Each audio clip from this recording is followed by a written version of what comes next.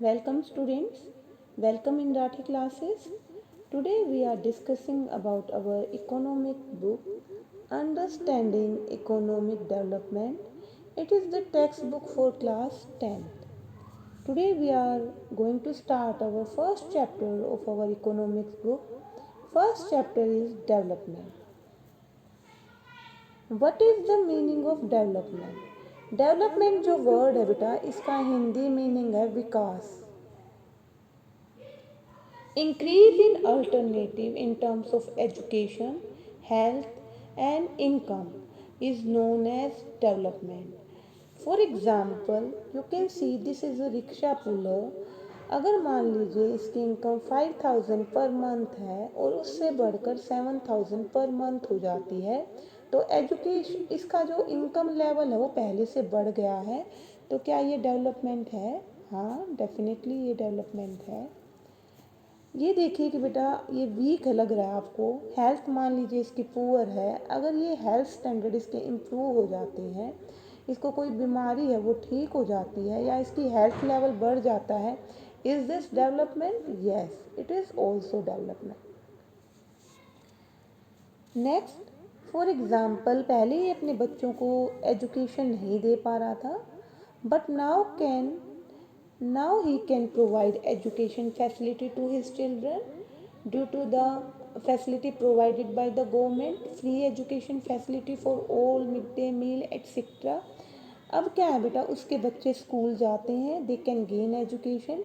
Is this a part of development? Yes, it is development. So what is development? In simple word, increase in alternative in terms of education, health and income is known as development. Now we will discuss about the next. Different people have different goal. If one thing is development for me, maybe your development objective will be maybe different. एक के लिए development दूसरे के लिए development हो भी सकता है और नहीं भी. एक के डेवलपमेंट गोल दूसरे के अपोजिट हो भी सकते हैं और नहीं भी. तो पहले हम बात करेंगे different people have different development goal. Let us see. Landless rural labourer, एक भूमिहीन लेबरर है बेटा जिसके पास कोई ज़मीन नहीं है और गांव में काम करने वाला एक मजदूर है जो खेतों में काम करता है. तो उसका डेवलपमेंट गोल क्या होगा? उसका डेवलपमेंट गोल होगा कि वो अपना खर्चा आसानी से चला सके, अपने बच्चों को एजुकेशन फैसिलिटी दे सके और एक अच्छी पॉजिटिव लाइफ दे सके. ठीक है, उसको रेगुलर काम मिले. तो ये उसके ऑब्जेक्टिव हैं. तो क्या ऑब्जेक्टिव हुए? एक तो रेगुलर वर्क, दूसरा एजुकेशन टू चिल्ड्रन और गुड इनकम. ठीक है, तो ये उसके ऑब्जेक्टिव्स हो सकते हैं. बट बेटा जब हम बात करते हैं about A prosperous farmer from Punjab, तो उसके डेवलपमेंट गोल अलग हो सकते हैं. वो अपने बच्चों को फॉरेन कंट्री में एजुकेशन के लिए भेजना चाहता है. ठीक है, वो हाई इल्ड चाहता है. ठीक है, high yield for high income चाहता है वो. तो उसके डेवलपमेंट गोल कुछ और हो सकते हैं. उसी के बाद अगर मैं आपकी बात करूं तो आपका डेवलपमेंट गोल क्या है? गुड एजुकेशन और उसके बाद good job and better life style and healthy environment, good health. तो these are the goals of a common man और वीमेन. ठीक है, ये आप कह सकते हो कि ये कॉमन गोल है. तो यहाँ पर आपके गोल दूसरों के गोल से डिफर भी कर सकते हैं और सिमिलर भी हो सकते हैं. तो आपको ये जो टेबल है बेटा ये आपको कंप्लीट करना है. इसमें डिफरेंट डिफरेंट पीपल्स के गोल दिए गए हैं. यहाँ से एग्ज़ाम में क्वेश्चन पूछा जाता है.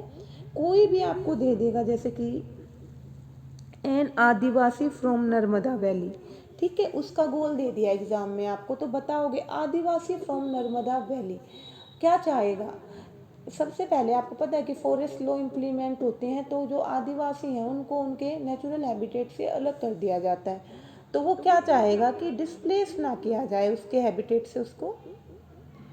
ठीक ठीक है। साथ ही साथ वो भी एजुकेशन चाहेगा, बेटर लाइफ वो भी चाहता है। तो इस प्रकार से हर व्यक्ति के गोल क्या हो सकते हैं, अलग अलग हो सकते हैं। तो पेपर में आपको कोई भी बेटा एक किसी का भी गोल दे सकता है, तो आपको उसके अकॉर्डिंग लिखना है। अगर आपको लैंडलेस लेबरर का गोल दिया है और आप कहोगे कि वो अपने बच्चों को विदेश भेजना चाहता है, तो इट इज़ रॉन्ग, ठीक है ना। क्योंकि उसकी जो लिमिट्स हैं, उसका एक क्राइटेरिया है, वो उसी में अपने गोल सीमित रखता है, ठीक है। तो अलग अलग लोगों के गोल अलग अलग हो सकते हैं। तो आपको जो आइडिया लगाना है उसी के अकॉर्डिंग करना है। ये टेबल अगर आप फिल करोगे तो बहुत सारी बातें आप सीख जाओगे। लेट अस सी, यहाँ पर बताया गया है बेटा, different people can have different goal, different development गोल। मेरा गोल आपसे अलग हो सकता है। गोल्स में B opposite to each other और may be destructive for one another।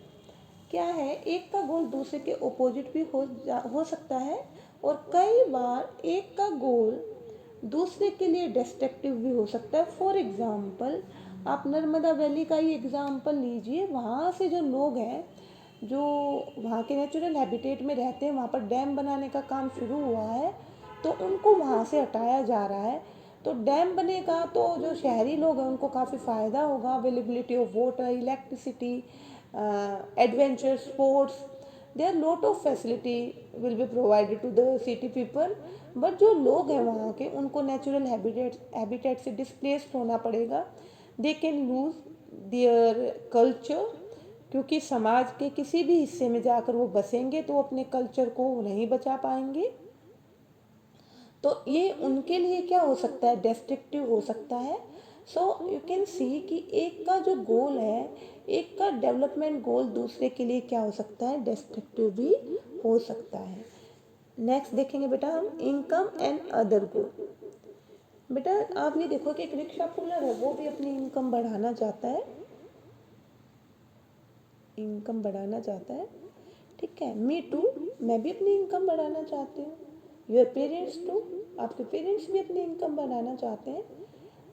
कोई अगर हमारे, हम रिलायंस इंडस्ट्री की बात करें, किसी बड़ी इंडस्ट्री की बात करें, तो उसका जो ओनर है वो भी अपनी इनकम को इंक्रीज करना चाहता है। So do you get the point, income is a common goal. हर कोई अपनी इनकम को बढ़ाना चाहता है। तो इनकम क्या हो गया बेटा, एक कॉमन गोल हो गया। गोल्स को टू पार्ट्स में डिवाइड किया गया है। गोल्स को टू पार्ट में डिवाइड करेंगे हम, एक मेटेरियलिस्टिक और दूसरा नॉन मेटेरियलिस्टिक, ठीक है। मेटेरियलिस्टिक में आपकी इनकम आएगी, नॉन मेटेरियलिस्टिक में आपकी सिक्योरिटी आएगी, चाहे वो आपकी जॉब सिक्योरिटी हो, इक्वलिटी आएगी, डिग्निटी आएगी, ठीक है, डिग्निटी। हर आदमी समानता चाहता है, उसके साथ साथ बेटा सम्मान भी चाहता है, और जॉब सिक्योरिटी भी चाहता है, अपनी सेफ्टी सिक्योरिटी भी चाहता है। ये कॉमन गोल है। जब आपसे कॉमन गोल की बात की जाएगी तो कॉमन गोल में आपके दो तरह के गोल आएंगे, एक मेटेरियलिस्टिक, एक आपके नॉन मेटेरियलिस्टिक। जो इनकम है बेटा, इनकम क्या है बेटा, आपका मेटेरियलिस्टिक गोल है। उसके बाद आपकी रिस्पेक्ट, ठीक है, सिक्योरिटी, ये सारा इसमें दे रखा है। तो ये आपके कौन है, नॉन मेटेरियलिस्टिक गोल है। इसमें एक अंतर है बेटा, जब आपकी बेसिक नीड पूरी नहीं होती तब तक क्या है बेटा, आप नॉन मेटेरियलिस्टिक गोल्स को क्या कर सकते हो, अवॉइड कर सकते हो। फॉर एग्जांपल, एक काम करने वाली जो मेड है आपके घर में या किसी भी आप इंस्टीट्यूशन में लगा सकते हो। तो अगर अगर कई बार आप देखते हो कि उसके साथ बुरा व्यवहार किया जाता है, फिर भी वो अपने काम पर बनी रहती है, उसका एक रीज़न है, क्योंकि उसको पता है कि अगर उसने जॉब छोड़ दी तो वो अपने बच्चों की बेसिक रोटी कपड़ा और मकान की ज़रूरतों को भी पूरा नहीं कर पाएगी। पर आप ये देखिए कि एक बहुत बड़े फार्मर का बच्चा जब किसी इंडस्ट्री में काम के लिए जाता है और वहाँ पर उसको डांट दिया जाता है, तो वो तभी जॉब छोड़ देता है, क्योंकि उसकी क्या है, लैंड है, उसके पास एक अच्छा बैकग्राउंड है, उसकी दूसरे सोर्स से क्या है, इनकम है, तो उसके लिए डिग्निटी, उसके लिए सेल्फ रिस्पेक्ट, इक्वलिटी, ये बहुत ज़्यादा मैटर करते हैं। तो ऐसा नहीं है कि मेड के लिए मैटर नहीं करते, पर हाँ, जब तक आपकी बेसिक नीड्स पूरी नहीं हो जाती बेटा, बहुत सारे लोग हम क्या करते हैं, अपने नॉन मटेरियलिस्टिक गोल को कहीं ना कहीं अवॉइड कर देते हैं, क्योंकि सबसे बेसिक हमारी नेसेसिटी क्या है, हमारी आवश्यकताओं का पूरा होना। तो पहले हमारी मटेरियलिस्टिक नीड जरूर पूरी होनी चाहिए, उसके बाद सो इनकम तो बहुत बेसिक है बेटा। इनकम अगर आपकी अच्छी है तो फिर उसके बाद आप डिग्निटी की डिमांड करते हो, इक्वलिटी और सिक्योरिटी की डिमांड करते हो। तो ये सारे क्या हैं बेटा, आपके कॉमन गोल हैं। आगे देखते हैं, how to compare different countries और स्टेट। डिफरेंट कंट्रीज और स्टेट को कैसे कंपेयर करें। Usually we take one or more important characteristics of person compare to each other. पहले बेटा हम कुछ कैरेक्टरिस्टिक्स लेते हैं। फॉर एग्जांपल मैं अगर कंपेयर करूं कि कौन बच्चा इंटेलिजेंट है, तो on the basis of education, academics के अकॉर्डिंग कर सकती हूँ। उसके बाद उसमें कोई और अच्छा आएगा, फिर मैं देखती हूँ कि कौन स्पोर्ट्स में ज़्यादा अच्छा है, तो उस बेसिस पर भी कर सकती हूँ अलग अलग कैटेगराइज। फिर मैं देख सकती हूँ कि किसकी वॉइस अच्छी है, उस आधार पर भी अलग अलग किया जा सकता है। फिर मैं बिहेवियर के बेसिस पर भी कर सकती हूँ। तो दो लोगों को, दो कंट्रीज़ को जब आपको कंपेयर करना हो, तो ये बहुत सारे क्राइटेरिया के आधार पर होते हैं। पर जब हम डिफरेंट कंट्रीज़ को कंपेयर करते हैं तो बेटा हम सबसे इम्पोर्टेंट क्राइटेरिया क्या लेते हैं, इनकम लेते हैं। तो क्या आप मेरी बात समझ में आई। ठीक है, तो इनकम हमने क्राइटेरिया लिया। मान लीजिए एक कंट्री की इनकम आपकी 5 लाख रुपए है, it is a assumed figure, 5 lakh रुपए लगा लीजिए पर ईयर है। ठीक है, दूसरे कंट्री की इनकम 6 लाख रुपए है। तो क्या आप मान लीजिए ये ए कंट्री है और ये बी कंट्री है, तो कौन सा कंट्री ज़्यादा डेवलप्ड हुआ। अगर आप देखोगे तो ये कंट्री क्या हुआ, ज़्यादा डेवलप्ड हुआ। ओके, जिसकी इनकम ज़्यादा होगी वही आपके लिए ज़्यादा डेवलप होगा। पर बेटा इसमें एक प्रॉब्लम है। फॉर एग्जाम्पल जिस कंट्री की इनकम 5 लाख है उसमें केवल 5 ही लोग हैं, तो पर पर्सन इनकम कितनी हो गई, 1 लाख। 1 लाख एक आदमी की इनकम है यहाँ पर, जबकि जिसमें 6 लाख इनकम थी वहाँ पर 12 पीपल है, 12 लोग हैं। तो यहाँ पर बेटा एक 5 से डिवाइड कर दिया हमने, तो यहाँ पर एक आदमी की इनकम 50,000 है। तो पर कैपिटा जो इनकम आई बी कंट्री में तो 50,000 है, और ए कंट्री में कितनी है बेटा, 1 लाख है। तो जिसकी इनकम 1 लाख होगी एक आदमी की, जहाँ पर वो ज़्यादा अच्छा कंट्री है, या वो ज़्यादा अच्छा कंट्री है, वो ज़्यादा डेवलप कंट्री है जिसकी इनकम 50,000 होगी। तो हम इनकम की बजाय, इनकम ने तो हमें राइट फिगर नहीं बताए, इनकम ने तो, इनकम के हिसाब से तो हमने देखा तो हमें ज़्यादा बी कंट्री की इनकम लगी और हमने उसको ज़्यादा डेवलप मान लिया, पर ये हमें ट्रू फिगर नहीं देता है। तो इसके लिए बेटा हम एवरेज इनकम का फॉर्मूला लेते हैं। एवरेज इनकम हमें रियल फिगर बताती है, एवरेज इनकम लेना बहुत ज़रूरी है। तो एवरेज इनकम कैसे निकालते हैं, इसको पर कैपिटा इनकम भी कहा जाता है। ये total population, total income divided by में total population of the country से डिवाइड करके किया जाता है। मतलब टोटल इनकम को जब आप टोटल पॉपुलेशन से डिवाइड कर दोगे तो आपके पास एक एक पर पर्सन की इनकम आ जाएगी, उसको क्या कहेंगे हम, पर कैपिटा इनकम। तो आजकल अगर हमें कंट्रीज़ को आपस में क्या करना है, कंपेयर करना है, तो हम कौन सा क्राइटेरिया लेते हैं बेटा, हम लेते हैं per capita income. I hope you will goat the point. Next देखते हैं बेटे। अब है कि इनकम, एवरेज इनकम जो हम लेते हैं बेटा, उसकी भी कुछ लिमिटेशंस हैं। ठीक है, उसमें भी कुछ कमियां हैं। क्या कमियां हैं, लेट अस सी। ये देखिए बेटा, आप यहाँ पर आपको 1 2 3 4 चेयर दिख रही हैं और उस पर 1 2 3 4 5 लोग एडजस्ट होकर बैठे हैं। इधर देखिए आप, 4 जो कुर्सियां हैं, 4 जो चेयर हैं, उन पर एक अकेला आदमी लेटा हुआ है और ये जो चेयर है उन पर ये देखो लोग कैसे कंजस्टेड होकर बैठे हुए। तो इन फैक्ट ये क्या बता रहा है, लिमिटेशन बता रहा है एवरेज इनकम की।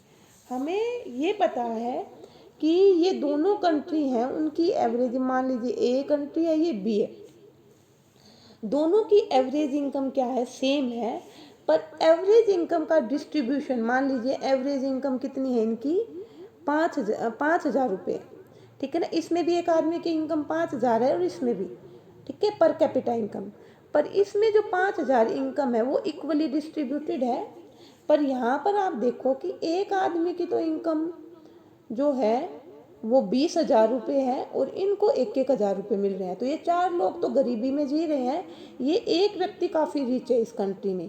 तो एक ऐसा कंट्री जिसमें एक आदमी अमीर हो और सारे गरीब हो, या कुछ लोग अमीर हों और सारे लोग ज़्यादातर गरीब हों, तो उसकी बजाय एक ऐसा कंट्री जिसमें इक्वल डिस्ट्रीब्यूशन ऑफ इनकम है, तो आप बता सकते हो कि कौन सा बेटर होगा। डेफिनेटली बेटा आप बता सकते हो कि एक कंट्री की कंडीशन क्या है, बेटर है, ये लिखा भी हुआ है, आप इसको पढ़ के ऐसा एग्जाम्पल तैयार कर सकते हो। तो ऐसे एवरेज इनकम की क्या लिमिटेशन हुई, average income can not display the distribution of income. Distribution of income कैसा है ये नहीं बताती, ये इसको हाइड कर देती है, ये डिस्पैरिटीज को नहीं दिखा पाती। ठीक है, ये डेफिनेटली एक बेटर कंटेंट है, बेटर पैरामीटर है अलग अलग कंट्रीज को कंपेयर करने का, पर कैपिटा इनकम। पर जब हमसे पर कैपिटा इनकम की लिमिटेशन पूछी जाएगी तो हमें क्या बताना है कि पर कैपिटा जो इनकम है वो डिस्ट्रीब्यूशन ऑफ इनकम को नहीं बता पाती। तो ये इसकी क्या है बेटा, लिमिटेशन है। फॉर एग्जाम्पल ये नहीं बता पाई कि एक कंट्री में जो इनकम है वो इक्वली डिस्ट्रीब्यूटेड है, जबकि बी कंट्री में जो एक व्यक्ति है उसी के पास ज़्यादा इनकम है, औरों के पास जो इनकम है वो कम है और वो लोग क्या हैं, गरीबी में जीने के लिए मजबूर हैं। तो उसके बाद नेक्स्ट देखते हैं बेटा, हम आगे देखते हैं नेक्स्ट टॉपिक। अब है इनकम्स एंड अदर क्राइटेरिया। यहाँ पर बेटा देखो हरियाणा का दिया गया है, केरला का और बिहार का पर कैपिटा इनकम दी गई है। केरला की जो सबसे ज़्यादा इनकम यहाँ पे हरियाणा की दिखाई है, फिर केरला की दिखाई है, फिर बिहार की दिखाई है। अगर हम इनकम के पैरामीटर के अकॉर्डिंग देखें तो हरियाणा नंबर 1 पर, ठीक है, केरला नंबर 2 पर और बिहार नंबर 3 पर। ठीक है, डेवलपमेंट के कंटेंट में ऐसा होना चाहिए। पर इसके अलावा जब हम दूसरी टेबल देखते हैं, हम हेल्थ स्टैंडर्ड देखते हैं, हम एजुकेशन स्टैंडर्ड देखते हैं, तो हमें सोचने पर मजबूर होना पड़ता है कि which country is in better condition. Let us see बेटा, हेल्थ स्टैंडर्ड हम किसके उस पर देखते हैं, किसके बेसिस पर, ये हरियाणा, केरला और बिहार का इन्फेंट मोर्टिलिटी रेट दिया गया है। इन्फेंट मोर्टिलिटी रेट क्या होता है, शिशु मृत्यु दर, the number of child died before attaining the age of 1 year पर 1000। 1,000 बच्चों की संख्या पर जन्म लेने वाले बच्चों में से 1 साल की आयु पूरी करने से पहले मरने वाले बच्चों की संख्या को हम चाइल्ड मोर्टिलिटी रेट कहते हैं। तो चाइल्ड मोर्टिलिटी रेट अगर आप देखोगे सबसे ज़्यादा बिहार का है, मतलब 1,000 पे 42 बच्चे जो हैं वो 1 साल की आयु पूरी करने से पहले मर जाते हैं। इसका मतलब बिहार का क्या है बेटा, मोर्टिलिटी रेट ज़्यादा है। तो बिहार हेल्थ स्टैंडर्ड में अच्छा है, नहीं, हेल्थ स्टैंडर्ड वहाँ पर पुअर है। उसके बाद अगर आप हरियाणा का देखोगे तो 36 है, पर केरला का बहुत कम है, ओनली 12 है। तो इससे पता चलता है कि इनकम में केरल बेशक हरियाणा से कम है, पर हेल्थ स्टैंडर्ड में केरल हरियाणा से काफ़ी आगे है। उसके बाद हम लिटरेसी रेट देखते हैं बेटा। तो यहाँ पर 2011 का डाटा दिया गया है। हरियाणा में 82% लोग पढ़े लिखे हैं और केरला में 94% और बिहार में 62। तो एजुकेशन स्टैंडर्ड में आपको पता चला होगा कि किसकी कंडीशन बेटर है, केरल की कंडीशन बेटर है।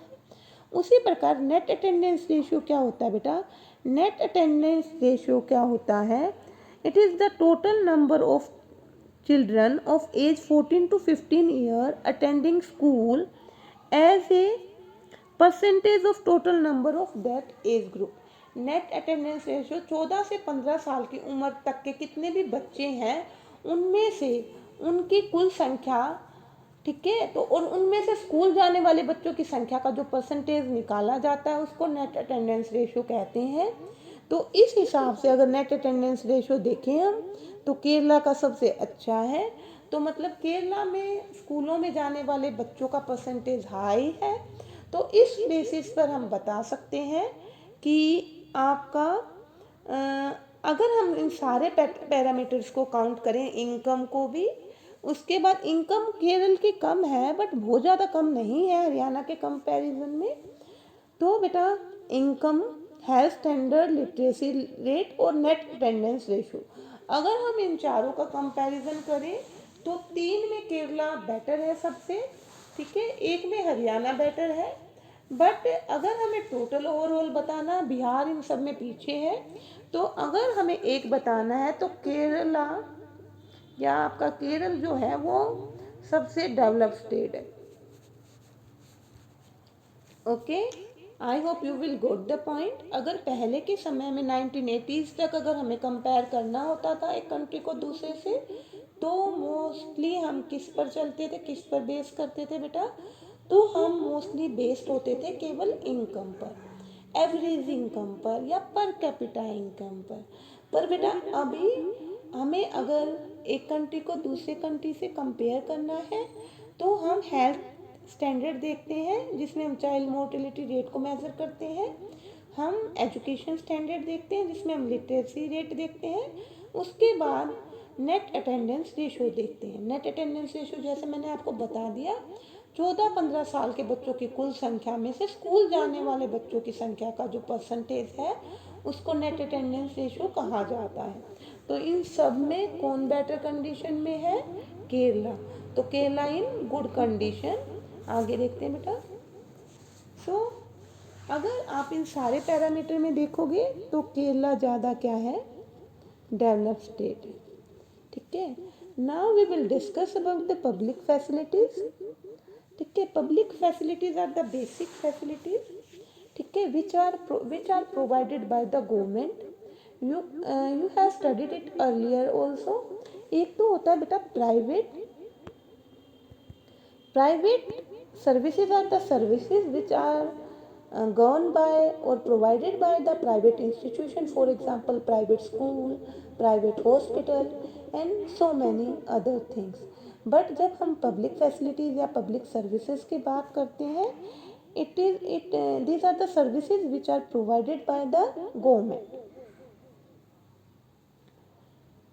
तो यहाँ पर ये बताया गया है बेटा, एजुकेशन, हेल्थ और water, sanitation, infrastructure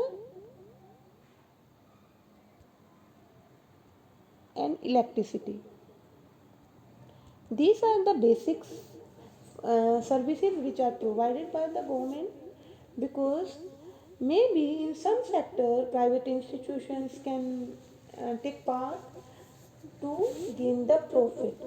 The motive of the private institution is mostly to gain the profit. Private institution का जो ऑब्जेक्टिव होता है बेटा वो प्रॉफिट गेन करना होता है, जबकि जो आपकी पब्लिक फैसिलिटीज़ हैं ये for the welfare of the society काम करती हैं, वेलफेयर ऑफ द सोसाइटी के लिए वर्क करती हैं, ठीक है। तो ऐसे सेक्टर में फॉर एग्जांपल वाटर के केस में अगर पानी की सप्लाई है तो इसमें कोई बहुत ज़्यादा बड़ा प्रॉफिट नहीं है। तो आप देख सकते हो कि इसमें प्राइवेट जो सेक्टर है वो अपना रोल ज़्यादा प्ले नहीं करता। उसी प्रकार एजुकेशन है, उसी प्रकार और फैसिलिटीज़ हैं। तो अगर प्राइवेट सेक्टर रोल भी प्ले कर रहा है, मान लीजिए प्राइवेट स्कूल हैं तो उनकी बहुत हाई फीस है, तो it is not possible to each and every child to enter in these type of school, to provide education to all, to provide facilities for all the children of the country. Government school are must. तो सरकारी स्कूलों की बेटा बहुत आवश्यकता है to provide education. उसी प्रकार गवर्नमेंट हॉस्पिटल की बहुत ज़रूरत है to provide health facility to all the person of the country. तो इस तरह आप देख सकते हो कि पब्लिक फैसिलिटीज़ क्या करती हैं उन सेक्टर्स में जहाँ पर प्राइवेट इंस्टीट्यूशन अपना रोल प्ले नहीं करती, जहाँ पर प्रॉफिट बहुत ज़्यादा नहीं है, वहाँ पर गवर्नमेंट की रिस्पॉन्सिबिलिटी बनती है कि वो एक इंफ्रास्ट्रक्चर तैयार करे, वो हेल्थ फैसिलिटी तैयार करे, वो एजुकेशन प्रोवाइड करे। जैसे कि हमारी कंट्री में हो भी रहा है, 6 to 14 ईयर्स, 6 से 14 साल के बच्चों को हमारी गवर्नमेंट फ्री एजुकेशन दे रही है। ठीक है, फ्री एजुकेशन फैसिलिटीज़। और जो राइट टू एजुकेशन है, इसको हमारा फंडामेंटल राइट बना दिया गया है ताकि हर बच्चे की क्या हो, एजुकेशन तक पहुंच हो। क्योंकि ये हम पढ़ चुके हैं कि बेटा जो हमारे एजुकेटेड लोग हैं वो हमारी एसेट बनेंगे, अदरवाइज अगर अनएजुकेटेड लोग होंगे तो वो हमारे लिए, हमारी सोसाइटी के लिए लाइबिलिटी बन जाएंगे। तो ह्यूमन रिसोर्स को कैसे यूटिलाइज करना है, it is decided by us. तो हमें क्या करना है, सभी की एजुकेशन के लिए एफर्ट करने हैं। So it is the responsibility of our, it is the fundamental responsibility of our government to provide education in public sector to all the people. Let us see, आगे देखते हैं बेटा। आगे उसके बाद है बेटा, इसको आप खुद रीड करेंगे। नेक्स्ट देखते हैं। अब आ जाइए बीएमआई पर। बीएमआई क्या है? Body mass index. Body mass index, ठीक है, बॉडी मास इंडेक्स। बॉडी, हम सबकी जो हाइट है बेटा उसी के प्रोपोर्शनेट हमारा क्या होता है, वेट होता है। तो हमारी हाइट के अकॉर्डिंग हमारा वेट होना चाहिए। ये एक क्राइटेरिया है जिसके अकॉर्डिंग हमें बताया जाता है कि हम हेल्दी वेट हैं, हम मेलन्यूट्रिड हैं या हम ओबेसिटी के शिकार हैं। कैसे करते हैं इसको, लेट अस सी। बीएमआई क्या है? बीएमआई निकालने का एक फॉर्मूला है, वेट डिवाइडेड बाय में हाइट का square, weight in kilogram and an height in metre. Okay, for example अगर मेरा बीएमआई 18.5 आता है या 18 के आसपास आता है, अलग अलग बुक अलग अलग बताती है बेटा, ठीक है। तो क्या है बेटा, 18.5 से अगर 25 के बीच में मेरा बीएमआई है तो मैं क्या हूँ, हेल्दी वेट हूँ।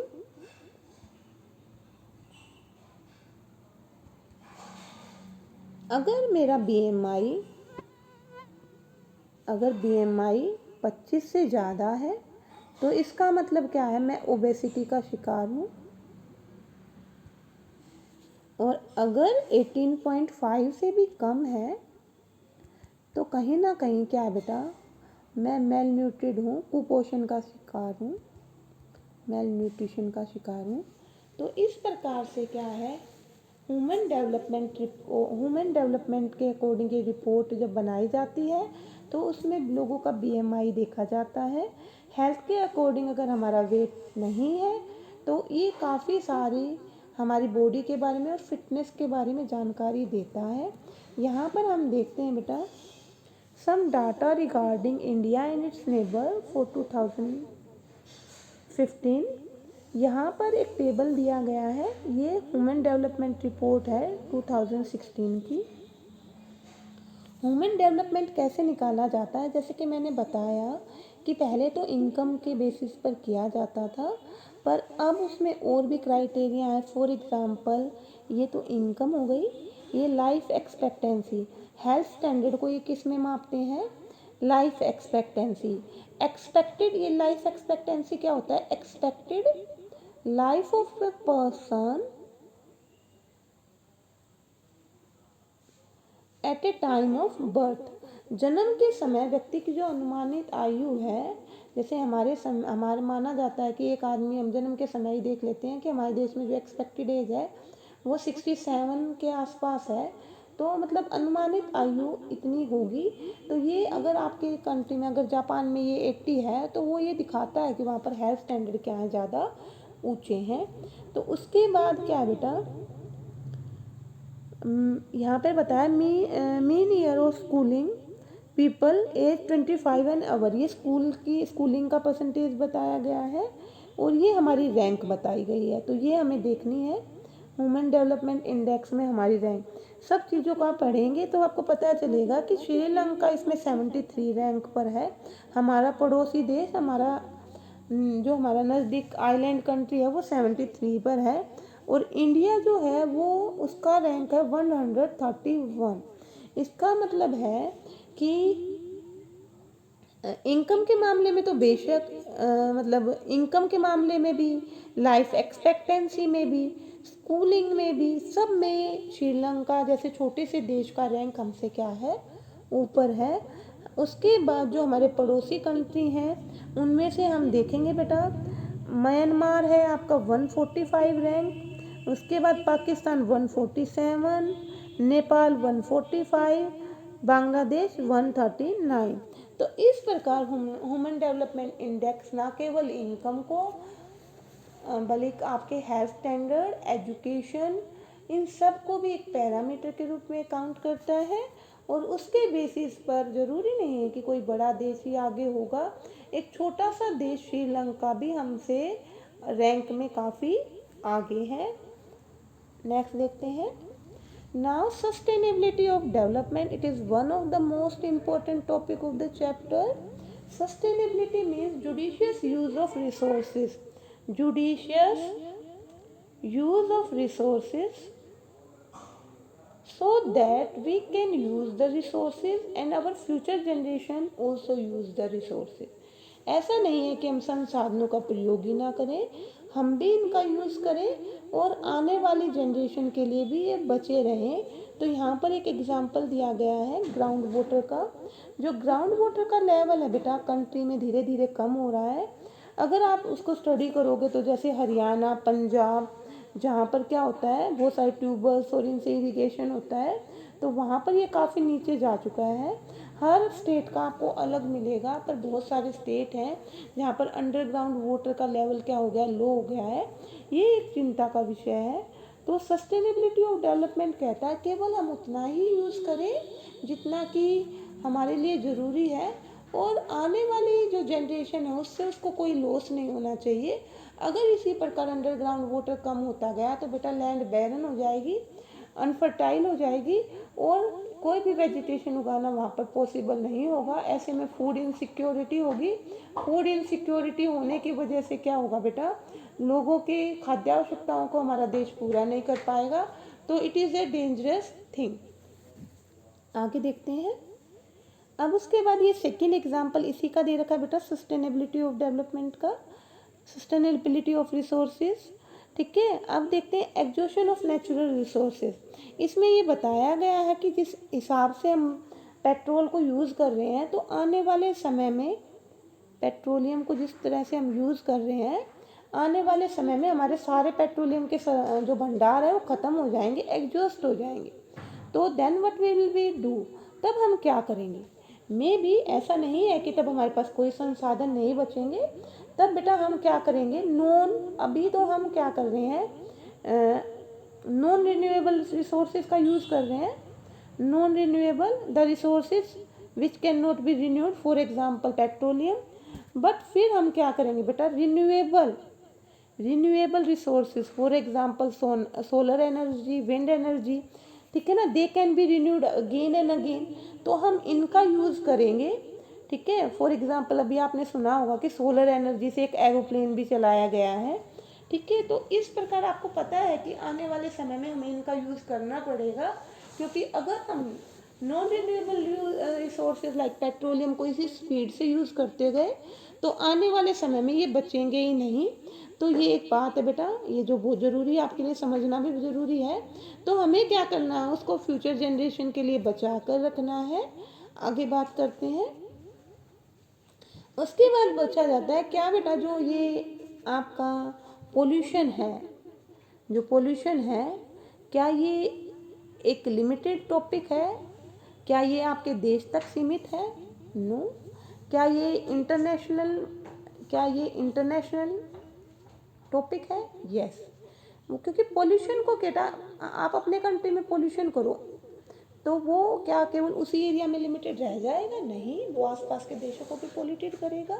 फॉर एग्जांपल अमेरिका इतने सारे क्या कर रहा है, न्यूक्लियर टेस्ट करेगा, तो क्या उसका वर्ल्ड पर इम्पैक्ट नहीं पड़ेगा? जैसे भारत की बात की जाती है कि भारत बहुत पोल्यूशन करता है, पर अगर आप रिपोर्ट देखें तो हम टॉप 6 में भी नहीं हैं। टॉप 6 कंट्री में अमेरिका है, ठीक है, चाइना है। ये जो कंट्री है वो बहुत ज़्यादा पोल्यूशन करते हैं बेटा, क्योंकि न्यूक्लियर वेपन्स का कहीं ना कहीं टेस्ट करते हैं। तो वो एक बात है। अब कहता है consequences of environmental degradation do not respect national boundaries. वो एक देश की सीमाओं तक सीमित नहीं रह सकते, ठीक है, वो एक सीमाओं को क्रॉस करके बाहर चले जाएंगे, ठीक है। उसके बाद है ये जो चैप्टर है बेटा, आपको डेवलपमेंट के बारे में बताता है। डेवलपमेंट आपका एक बहुत इम्पोर्टेंट टॉपिक है। आपने पढ़ा कि डेवलपमेंट क्या है, इंक्रीज इन अल्टरनेटिव है, ठीक है, यहाँ से क्वेश्चन आता है। उसके बाद क्वेश्चन आता है बेटा आपके डिफरेंट डेवलपमेंट गोल क्या है, ठीक है, डिफरेंट डेवलपमेंट गोल क्या है आपके, डिफरेंट लोगों के, आपको पता है कि डिफरेंट डेवलपमेंट गोल है। एक रिक्शा वाले का अलग है, एक लैंडलेस लेबर का अलग है, आदिवासी का अलग है। फिर उसके बाद हमने पढ़ा कि कॉमन गोल कौन से हैं। आपके जो कॉमन गोल हैं वो आपको पता ही है, इनकम है, ठीक है, जो आपके कॉमन गोल हैं बेटा वो आपका इनकम है।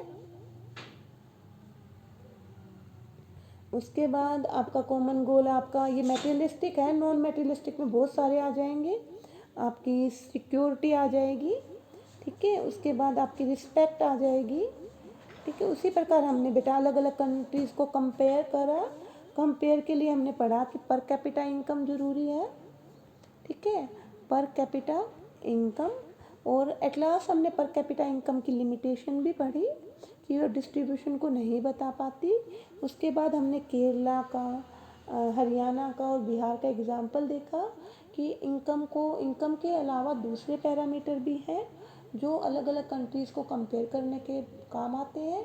उसके बाद हमने बीएमआई पढ़ा जहाँ से क्वेश्चन आता है। उसके बाद नेक्स्ट है बेटा sustainability of development, judicious use of resources so that we can conserve them for the future generation with the help of two example. One is underground water and second is petroleum, and the last topic is environmental degradation. ये वाला environmental degradation is a national topic. No, it is an international topic because pollution doesn't respect national border. वो क्या करता है, उसको cross करके बाहर चला जाता है। एक छोटा सा चैप्टर आपको काफ़ी कुछ सिखा देता है। ये बातें थी जो आपको जाननी चाहिए थी। I hope you will go all the point. Subscribe my channel for the next update. Thank you.